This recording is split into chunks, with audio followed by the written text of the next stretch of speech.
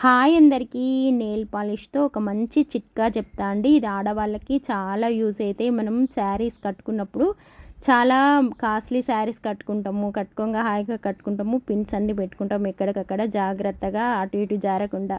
కానీ తీసే అప్పుడు మాత్రం ఒక్కోసారి పిన్స్ శారీకి పట్టుకొని చీరలు చినగడము, పోగులు పోవడము అది జరుగుతుంది కదా.